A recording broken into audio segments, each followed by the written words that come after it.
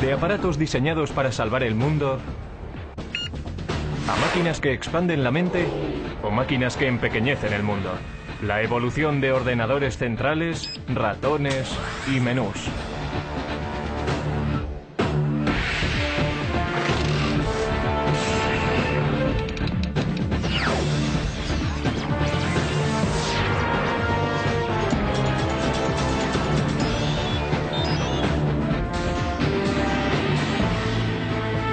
El ordenador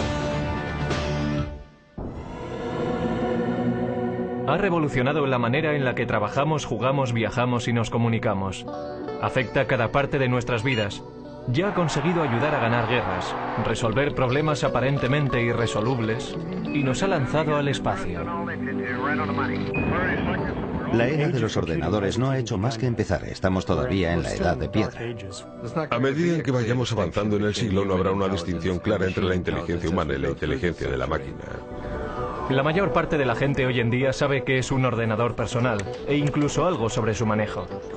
En esencia existen dispositivos de entrada, como un ratón o un teclado, el cerebro de la máquina, es decir, la CPU o unidad central de procesamiento, y dispositivos de salida como el monitor o la impresora. Por dentro, el ordenador realiza su magia haciendo millones de pequeños cálculos por segundo. Básicamente sus circuitos electrónicos solo tienen dos opciones. Pueden ser conectados y desconectados. En código binario, un 1 representa encendido. Un 0 representa apagado. Por lo tanto, un 1 en binario también significa verdadero y 0 significa falso. Mediante estos valores obtenemos la lógica binaria, lo que permite al ordenador computar. El ordenador solamente conoce el código binario de unos y ceros y lo utiliza para hacer cálculos y transformar personas normales en autores, animadores y navegantes de la red.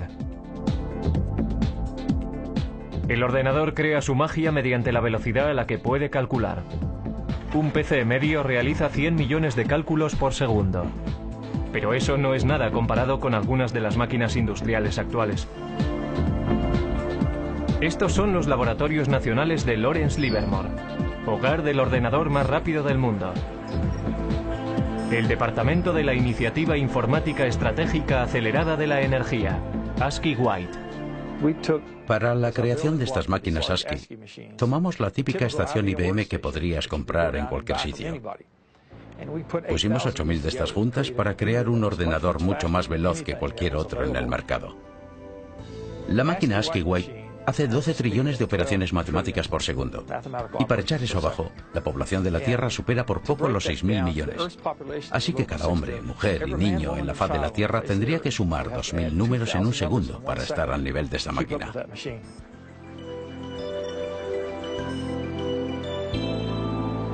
Como si fuera el guardián del silicio, el ASCII White está dedicado al servicio del país.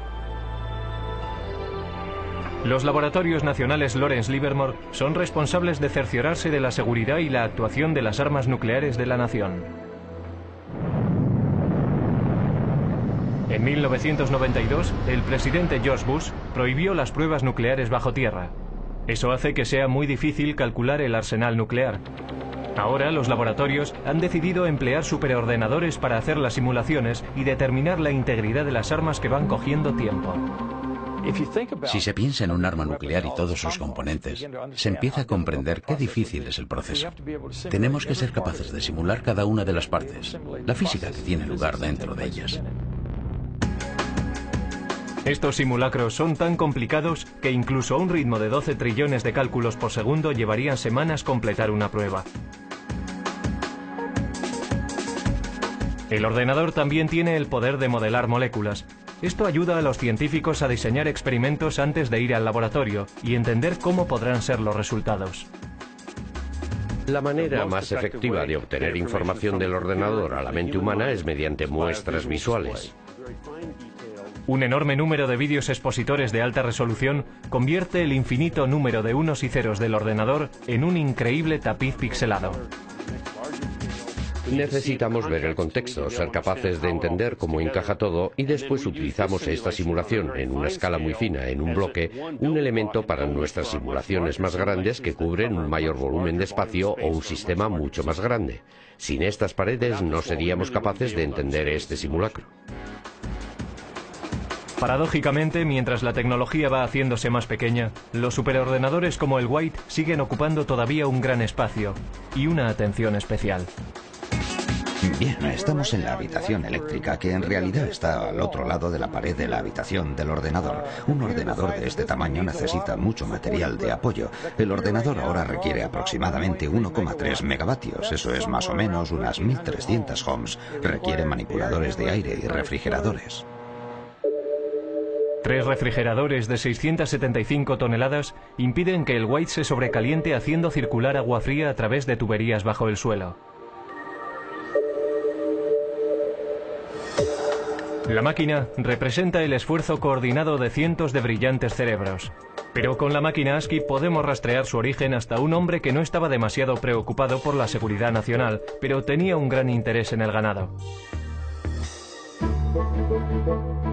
Charles Babbage fue un científico británico que inventó el salvaganado para evitar que los trenes de vapor descarrilaran chocando contra bovinos desconcertados. También se le considera por muchos el padre del ordenador. Babbage fue un científico extraordinario. Quiero decir que fue fantástico. Se adelantó 100 años a su tiempo. No se puede decir de muchas personas, pero sí se puede decir sobre Babbage. A comienzos del siglo XIX, concibió la idea de ordenadores mecánicos. Es decir, ordenadores que iban a hacer más que calcular, que iban a poder guardar información, almacenar números y volver sobre ellos cuando lo necesitaran. E iba a poder imprimir las respuestas que ofrecía.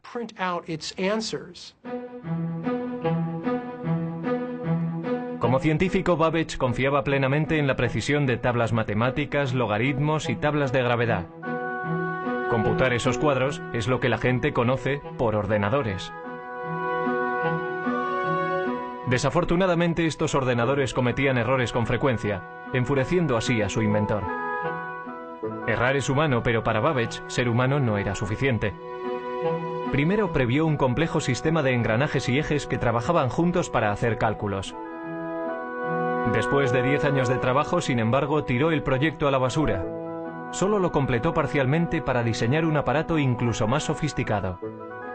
Una máquina que poseyera los componentes básicos de los ordenadores modernos.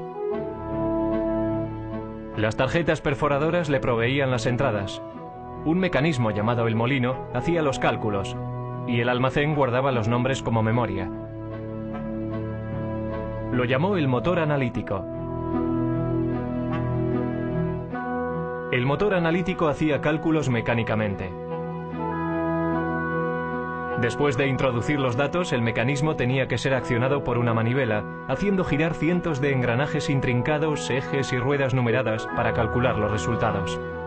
Babbage anticipó que la máquina de 15 pies de altura funcionaría a vapor por su tamaño. Pero Babbage nunca construyó una máquina. Su protoordenador se colapsó antes de que pudiera completarlo. Fue víctima de herramientas imprecisas y de la falta de fondos. Todo esto ocurrió 100 años antes de que se volviera a concebir la idea de un aparato así. Alentado por una eclosión de población en América, el siguiente paso en la evolución del ordenador vino al final del siglo XIX, cuando oleadas masivas de inmigrantes amenazaban con sobrecargar el censo americano de 1890. En 1887, la oficina del censo todavía llevaba la cuenta del recuento de 1880 a mano. Desesperados suplicaban por otra forma de tabular los resultados. Entonces fue cuando un anterior inspector del MIT llamado Hermann Hollerith introdujo una serie de máquinas que harían que el recuento del censo fuera tan fácil como contar 1, 2 y 3. Cada persona estaba representada por una tarjeta. Los individuos tenían que perforar las cajas relacionadas con su edad, sexo, raza y profesión. Los trabajadores del censo entonces introducían las tarjetas perforadas en las máquinas. La tabulación se hacía con electricidad. Al utilizar clavijas eléctricas, los resultados se registraban en una serie de diales, como si fueran relojes. Otras máquinas separaban las tarjetas. Las máquinas de Hollerith aceleraban de forma vertiginosa el procesamiento de la información. En solo 6 semanas se había hecho el recuento del censo de 1890 de 62.622.250 habitantes. Entonces Hollerith continuó comercializando ese invento. Se dio cuenta de que el censo era un gran cliente, pero seamos realistas, si solo recibes un pedido una vez cada 10 años. Entonces salió y consiguió hacer negocio entre los ferrocarriles, por ejemplo, y formó una compañía que finalmente se convirtió en la base para la IBM. La invención de Hollerith fue un hito en el camino de lo mecánico a lo digital. Pero todavía faltarían 50 años y el poder destructivo de una guerra mundial para que arrancara el primer ordenador verdadero. Antes de los años 30, los aparatos mecánicos computacionales se utilizaban para seguirle la pista a la población, pasajeros de tren y archivos de seguros de vida. Pero los primeros ordenadores digitales electrónicos se construyeron con un objetivo mucho más persuasivo en la mente: ayudar a ganar una guerra mundial. Una de las máquinas más tempranas se propuso por los británicos para romper el código alemán, conocido por Enigma. Con ello empezaron a creer que se podía ganar la guerra. Una de las personas que trabajó para romper el código Enigma fue Alan Turing. Su trabajo antes de la guerra ayudó a establecer la base teórica para los ordenadores que se construyeron en los 40. En el norte de Londres, en unas instalaciones secretas en Bletchley Park, los británicos construyeron Colossus, un tipo de ordenador diseñado para romper el código Enigma. Colossus comparaba secuencias de letras a un ritmo de 25.000 caracteres por segundo. La máquina solo podía realizar la tarea de unir letras, pero lo hacía muy bien. Sus transmisiones descifradas alemanas se denominaron el ultrasecreto, el secreto mejor guardado de la guerra. Principalmente, el Colossus llevaba a cabo funciones logísticas de las letras de un alfabeto en una corriente de letras que venían de un mensaje de radio interceptado. No los descifraba, pero sí podía efectuar una serie de combinaciones que en gran medida se asemeja a lo que hace un ordenador. Mientras el Colossus rompía códigos alemanes, al otro lado del Atlántico los ingenieros trabajaban para construir otro aparato computacional, una máquina que influiría directamente en el diseño de todos los ordenadores futuros. América era un centro neurálgico productor de instrumentos de guerra, pero para 1943 había una escasez crítica de un componente sorprendente de la máquina de guerra: tablas de disparos para piezas de artillería. Estas tablas permitían a los artilleros apuntar sus armas correctamente en gamas diferentes, altitudes, temperaturas y condiciones del viento. Los ordenadores humanos trabajaron frenéticamente para producir cálculos mecánicos para crear esas tablas, pero lo pasaron mal intentando estar a la altura. Durante la Segunda Guerra Mundial se producían muchas armas. Había que calcular muchas tablas de disparo. Era realmente un gran trabajo y estaba ralentizando la entrega de armas al frente. Para solucionar el problema, John Mauchly, un físico de la Universidad de Pensilvania, se propuso construir un ordenador gigante electrónico que podía calcular tablas de números en minutos, no horas. El ejército, desesperado por un aparato que les ayudara a ganar la guerra, de mala gana se centró en el coste propuesto de $500,000. Mauchly y un brillante estudiante de ingeniería eléctrica, Presper Eckert, empezaron a construir ENIAC, el integrador numérico, electrónico y ordenador. Mucho más grande que el Colossus, nunca se había concebido nada parecido a ENIAC. Casi con 100 pies de largo y 30 toneladas, contenía 70.000 resistencias, 10.000 condensadores, 6.000 interruptores y 18.000 tubos de vacío delicados.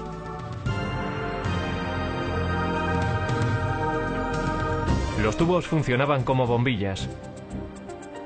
En una máquina cabían 18.000 tubos, por lo menos uno tenía que cambiarse cada pocos minutos. Después de 2 años de trabajo intenso, el equipo completó el ENIAC. 3 meses después, los japoneses se rindieron. Aunque no pudo acabarse a tiempo de ayudar a acabar la guerra, ENIAC fue una máquina maravillosa. Podía realizar 5.000 sumas, 357 multiplicaciones y 38 divisiones cada segundo.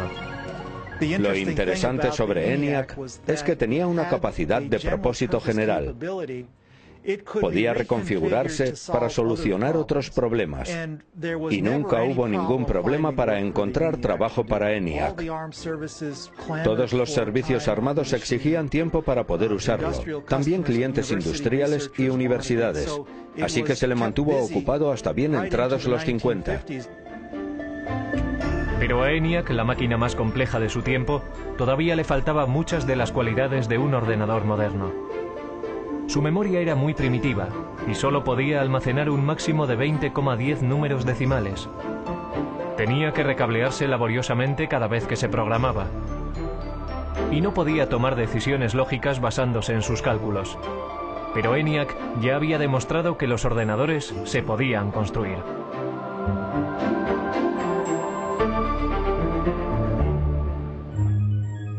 Justo antes del final de la Segunda Guerra Mundial, John von Neumann, un consejero de Ecker y Moseley en el proyecto ENIAC, escribió un ensayo que iba a influir de forma definitiva en el siguiente paso del diseño de ordenadores. Von Neumann poseía una memoria fotográfica y era uno de los científicos principales enrolados en el proyecto Manhattan. El artículo de von Neumann delineaba la estructura de un ordenador moderno. El diseño comprendía una unidad de procesamiento y una unidad de control, memoria, entrada y salida. Pero lo más importante en la evolución de los ordenadores tendría su capacidad de programación internamente en su memoria. Internamente contenía programas para darle al ordenador su potencia y versatilidad, porque un programa interno puede modificar lo que hace, basándose en los datos o los resultados de las computaciones. El trabajo de von Neumann proponía una máquina que realmente poseyera una capacidad general de propósito. En su trabajo describió los atributos del ordenador, cómo tenía que organizarse de forma lógica. Esto es, necesitaba tener un procesador central donde los cálculos se pudieran llevar a cabo. Necesitaba una memoria donde los datos de programación pudieran ser almacenados.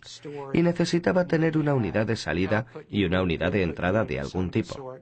Trazó el plan lógico, el mapa para un ordenador, y señaló la dirección que había que tomar para el futuro.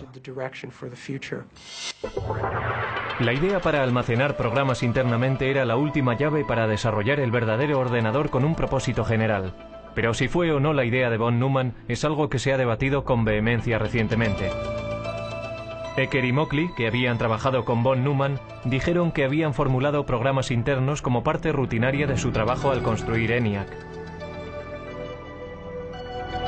Sin embargo, Ecker y Moseley no fueron incluidos como autores en el artículo y se sintieron traicionados. Pero al darse cuenta de que el ordenador encontraría un lugar en el mundo de los negocios, Ecker y Moseley formaron su propia compañía. Empezaron a trabajar en una máquina que llamaron UNIVAC, Ordenador Universal Automático. A diferencia de sus predecesores, UNIVAC era una máquina amable, diseñada para solucionar problemas científicos o militares. Podía diseñarse para satisfacer varios propósitos. El UNIVAC también constituía el primer ordenador en poder fabricarse en masa y venderse comercialmente. La máquina podía ser programada para toda una serie de tareas de procesamiento de datos como nóminas, inventarios y facturación. Unidades de cinta compactas y magnéticas almacenaban datos y los resultados se imprimían automáticamente. Todavía muy poca gente entendía qué grado de utilidad tendría un ordenador. Esa percepción cambió drásticamente en la noche electoral de 1952, cuando la CBS utilizó el UNIVAC para predecir el resultado de la carrera presidencial entre Eisenhower y Adelaide Stevenson. Los sondeos decían que la carrera presidencial estaba muy justa. El UNIVAC calculaba de otra forma. Los ingenieros introdujeron los resultados de los precintos seleccionados del este, antes de que cerraran los colegios electorales en el oeste. Los expertos pensaron que había sido una carrera muy apretada, pero el UNIVAC predijo una victoria electoral arrolladora para Eisenhower. Incluso la CBS no creyó lo que decía el ordenador y dudó en dar a conocer sus resultados. Pero al final el UNIVAC tenía razón. El poder y la utilidad del ordenador habían sido probados. Después del éxito del Univac, varias empresas empezaron a ver un futuro en el desarrollo de los ordenadores. IBM empezó a darse cuenta de que los ordenadores serían cada vez más pequeños, más baratos y más fáciles de manejar, y que habría un lugar en los negocios para estas máquinas que, desde luego, a la larga, sustituirían a la tecnología de las tarjetas perforadoras.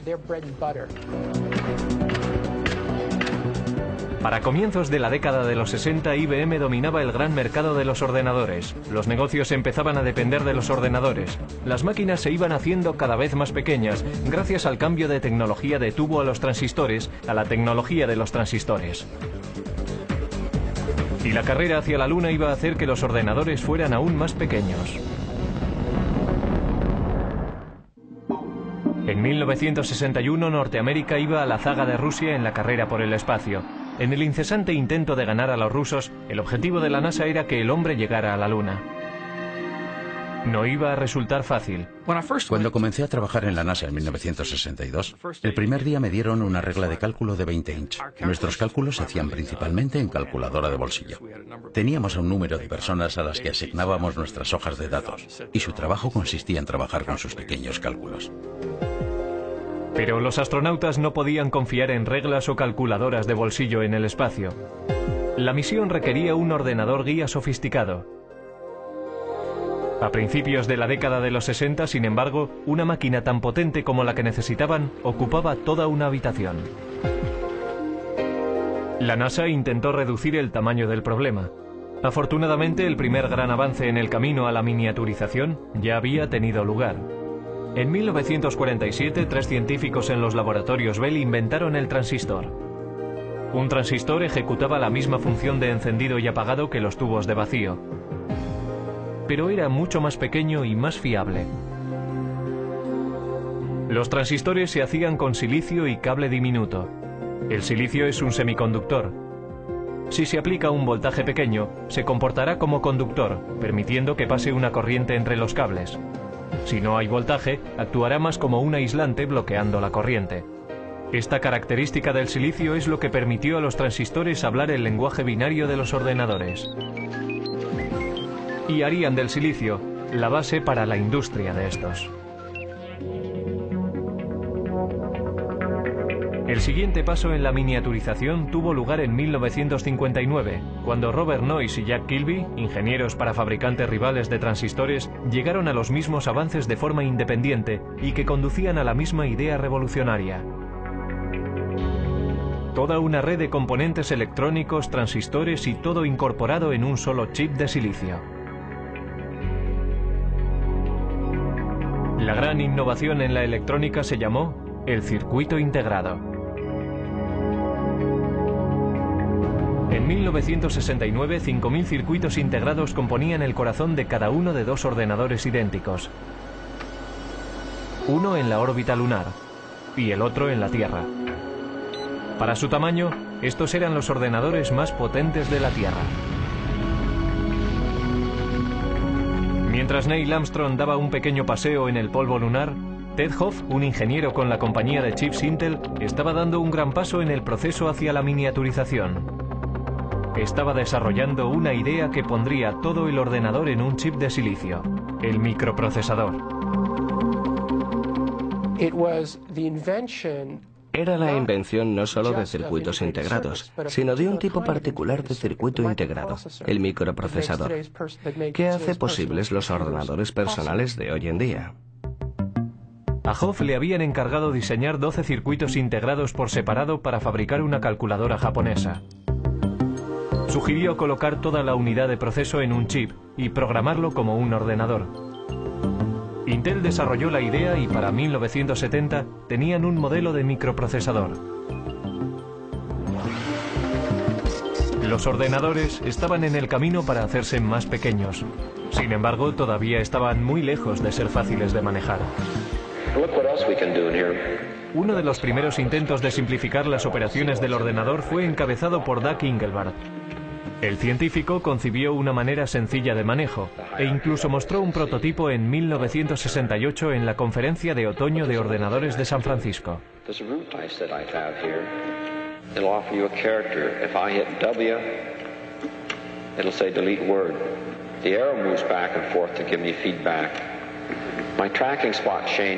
Soldando un teclado y un aparato para señalar que llamó ratón, Engelbart trabajaba con un ordenador a 30 millas de distancia, unido por microondas, y demostró que se podía procesar palabras en un hipertexto.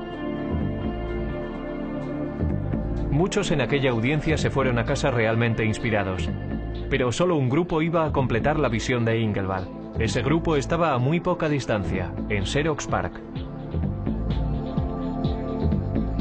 Xerox creyó que el futuro podía estar en los ordenadores y comenzó a construir una máquina de fácil manejo. En 1973, Xerox introdujo el Alto, que incorporaba muchas de las innovaciones en ordenadores personales que hoy en día damos por supuestas. El Alto tenía un ratón, una interfaz gráfica, estaba construido de forma interconectada e imprimía en una impresora láser. Debería haber revolucionado la industria, pero a $18.000 cada máquina. El Alto no estaba diseñado para particulares. Los ordenadores todavía eran máquinas élite, propiedad del gobierno o de grandes empresas y universidades. En el pasado, los grandes ordenadores centrales procesaban nóminas, guardaban el rastro de archivos, seguían la pista y hacían cálculos científicos. Si una facultad tenía la suficiente suerte como para acceder a un ordenador, los estudiantes y los profesores compartían tiempo en ellos. Pero el mercado del chip estaba creciendo, la velocidad de procesamiento crecía y los precios bajaban. La revolución estaba al alcance de la mano, y la carga no sería liderada por una gran empresa, sino por un grupo de aficionados e ingenieros librepensadores. Dos de aquellos revolucionarios fueron Steve Jobs y Steven Wozniak. A mediados de los 70, empezaron a fabricar un ordenador pequeño en un garaje de Palo Alto. Lo llamaron el Apple I. Steve Jobs era un estudiante de universidad que había abandonado los estudios, pero era diferente. Era muy inteligente, muy avispado. También era extremadamente ambicioso. Pero quizás más importante que eso, conocía a otro Steve, Steve Wozniak, que era un brillante ingeniero de hardware. Al ir abaratándose los chips, algunos nada caros, empezaron a aparecer kits de ordenadores de automontaje. Uno de estos primeros kits apareció en la cubierta de Popular Electronics en 1975. Se llamaba el Altair. El Altair se planteó como el primer kit de mini ordenador para rivalizar con modelos comerciales. Muchas personas se interesaron en él a $400 cada kit. Estos primeros ordenadores, anteriores a los primeros Apple, eran en realidad para técnicos e ingenieros informáticos que tenían conocimiento de cómo conectar cables y conectar otros dispositivos y hacerlos trabajar. Así que pensé, compraré unos cuantos chips, un microprocesador y diseñaré mi propio ordenador. No fue que quisiera burlarme del mundo, era solo que quería hacer de este ordenador algo más personal que los interruptores que tienen posiciones arriba y abajo para introducir extraños números binarios. Steve Jobs vendió su Volkswagen y Steven Wozniak vendió su calculadora HP para financiar su empresa.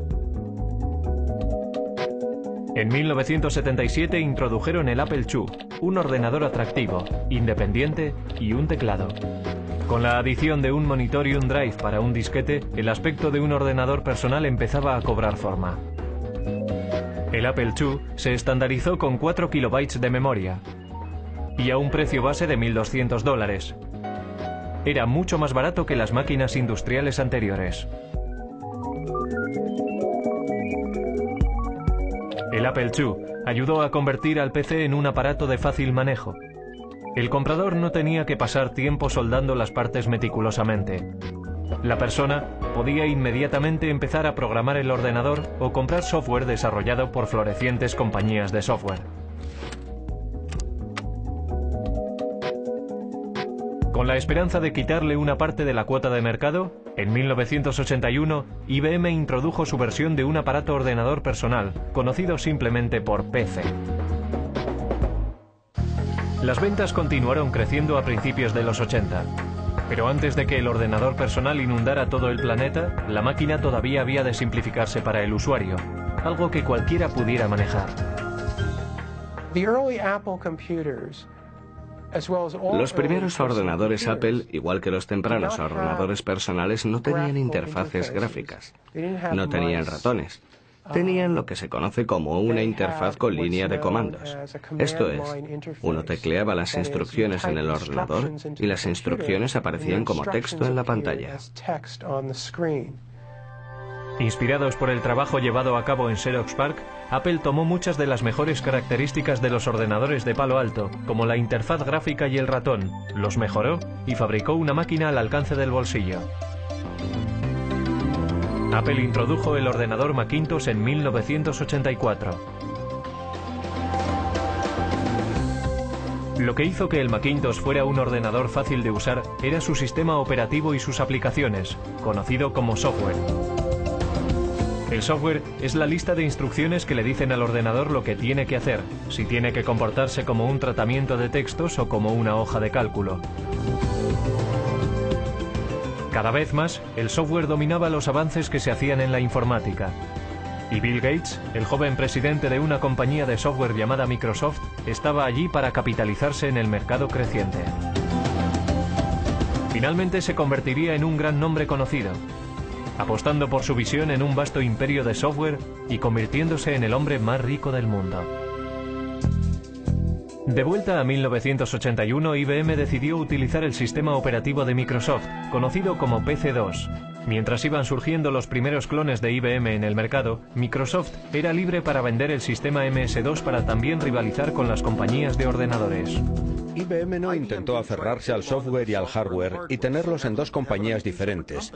Era genial para Microsoft. Todo el mundo podía venir y construir un ordenador Intel y Microsoft tenía el sistema operativo. Así que lo que pasó fue que entrabas en una tienda en aquellos días y marca tras marca todos los ordenadores ya eran compatibles y de pronto veías un Macintosh. La imitación es la forma más sincera del halago, pero Apple no se sintió halagada cuando Microsoft introdujo su plataforma Windows para PC. Windows imitaba, algunos dicen que robó, la interfaz gráfica, descargó menús y todo lo que Apple había popularizado. Existe la idea de que Bill Gates vino a Apple y copió el aspecto gráfico y el uso que después condujeron a Windows, porque cualquiera, una vez visto, no hay que verlo durante mucho tiempo. Bueno, ya sabes, este es el futuro, y una vez cruzas la puerta, ya no hay vuelta atrás. La verdadera historia es que nosotros necesitábamos software y Gates tenía una empresa, Microsoft, que escribía software, así que tuvimos que enseñarle un ordenador y darle copias para que lo escribiera. No había otra manera. Y no lo llamaría robar exactamente. Es como ser un oportunista y buscar en los lugares apropiados y negociar la manera como lo quieres. Incluso cuando otro lo inventó primero, es difícil llamarlo robar. Las ventas se dispararon en los 80.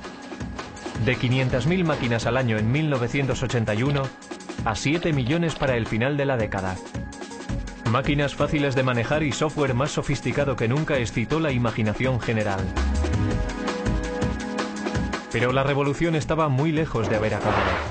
Internet estaba destinado a alterar enormemente la vida de las personas. Pronto, todo el planeta estaría atrapado en una red de la que no se puede escapar. Lo siguiente, ver cómo tu casa queda conectada. La televisión, la tostadora, la cafetera y el microondas. En la década de los 90 las ventas de ordenadores se dispararon, llevadas por la red. Yo diría que Internet es más importante que los ordenadores personales, aunque necesitas un ordenador personal para utilizar Internet. Es como, ¿qué es más importante? ¿Las calles o los coches? La web nos conecta, pero no de forma tan restrictiva como antes. La tecnología sin cable nos hace móviles. Ya hay asistentes digitales y aplicaciones de la web que siguen cambiando el aspecto y el papel de los ordenadores. Los microprocesadores están en todas partes. La línea divisoria entre ordenadores, teléfonos móviles y otros productos electrónicos es muy difusa. Es el continuo empequeñecimiento de la tecnología del chip lo que está espoleando la evolución. Lo que tengo aquí es una unidad de fabricación de tecnología de silicio. Y este ejemplo concreto es una lámina de microprocesador de Pentium 3. Eso es más o menos de 8 inches de diámetro. Y tiene capacidad para 200 microprocesadores Pentium 3.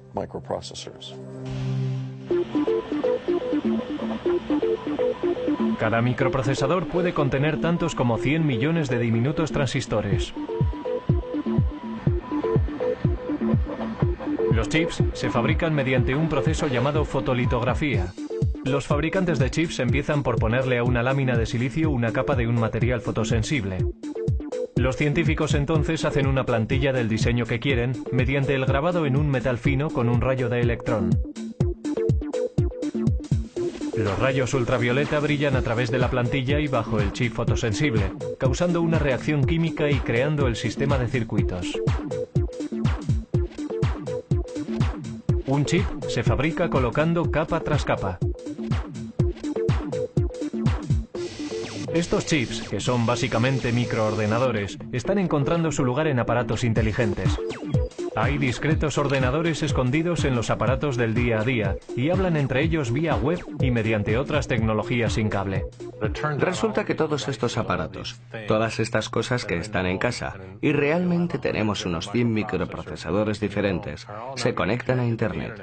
Todas se pueden conectar a una red en casa y permiten a las personas conectarse a todos los recursos que existen en Internet. Pero hablar a tus aplicaciones por teléfono no es una idea nueva. And this lady, she's calling her oven. Sound funny? Actually, it's something that could happen in the future, thanks to a Westinghouse idea still in development that makes it possible to operate your appliances by telephone. Probablemente llama o manda un mensaje. Hoy puede que no veamos la necesidad de llamar a nuestros hornos, pero ¿no estaría bien que nuestro frigorífico hiciera la compra? Vamos a ver qué tenemos para cenar esta noche. Traigo una lista de la compra. Estos son productos que ya sé que necesito. Productos que he consumido durante la semana. Y vamos a ver qué podríamos necesitar. Así que iremos al armario a ver qué es lo que tenemos allí. Tengo la mayoría de las cosas, pero estos dos ingredientes quiero añadirlos a mi lista de la compra. Así que hago clic aquí y se añadirán a mi lista de la compra. Así que ahora lo que puedo hacer es coger mi lista de la compra y o bien la descargo a un teléfono con base web y si hago clic la lista vendrá aquí. Puedo hacer también que vaya a un PDA. O lo que puedo hacer es mandarlo a streamline.com y hacer que me lo pidan y me traigan la comida a mi casa desde aquí. O sea que está viendo todas tus aplicaciones domésticas, desde tu coche a tu mejor equipo de televisión y videojuegos, a tus electrodomésticos, lavadoras, secadoras y frigoríficos. Todo conectado para que desde un browser se pueda operar la casa automatizada.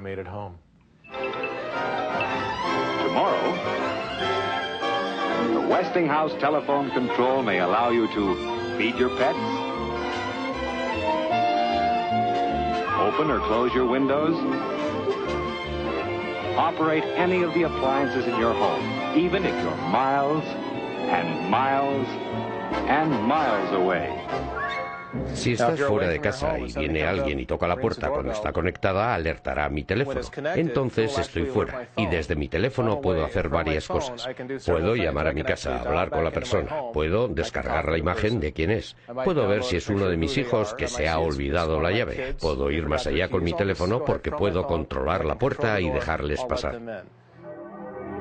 A continuación, ordenadores del futuro que disparan la mente.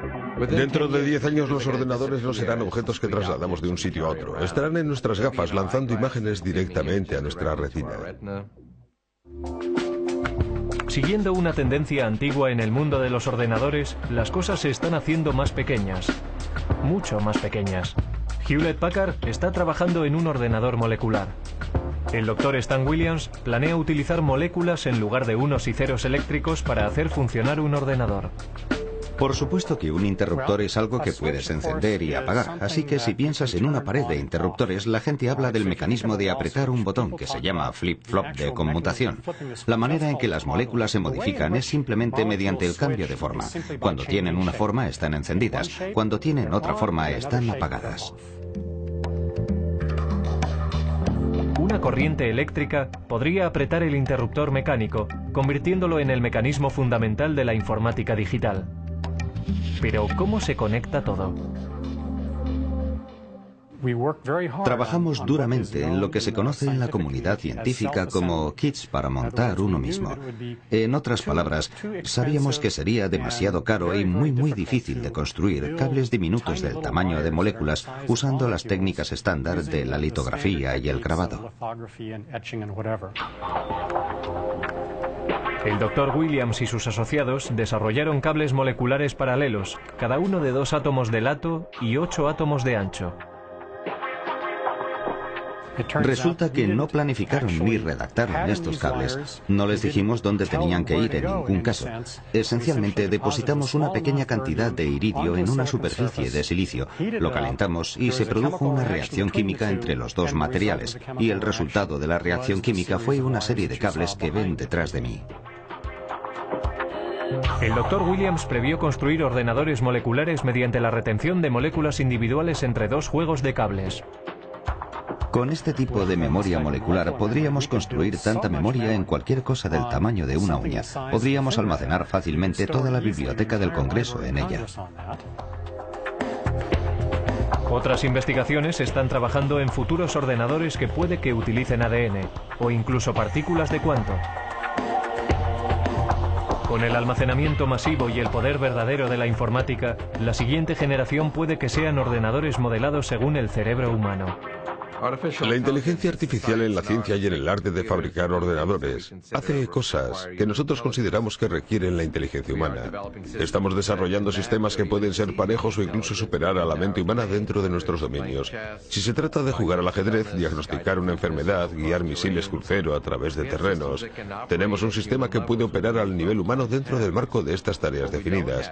Lo que no tenemos todavía es sistemas que puedan entender el lenguaje humano con la flexibilidad de los humanos. Eso llegará. Alan Turing fue un arquitecto informático temprano que trabajó para desmontar el código Enigma durante la Segunda Guerra Mundial. En 1950 previó un tiempo en el que los ordenadores podrían ser capaces de pensar. Cuando el superordenador Deep Blue de IBM ganó al campeón del mundo de ajedrez Garry Kasparov, algunos perdieron el respeto al juego. Pero otros reconocieron que esto era un signo de que las máquinas inteligentes llegarían.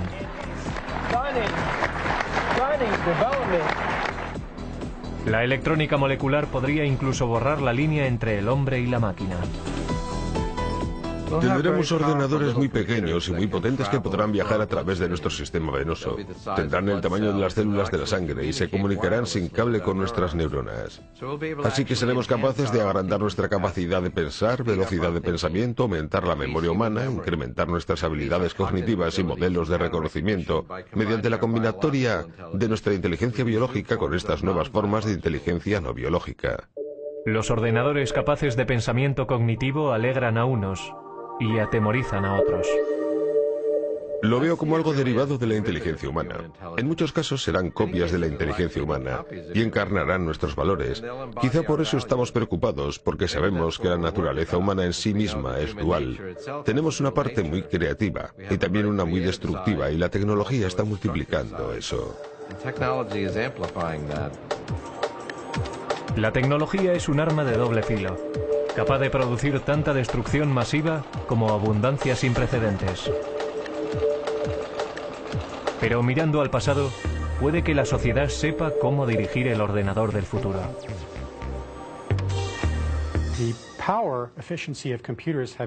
El poder eficaz de los ordenadores se ha incrementado por un factor de 100 millones en tan solo 50 años.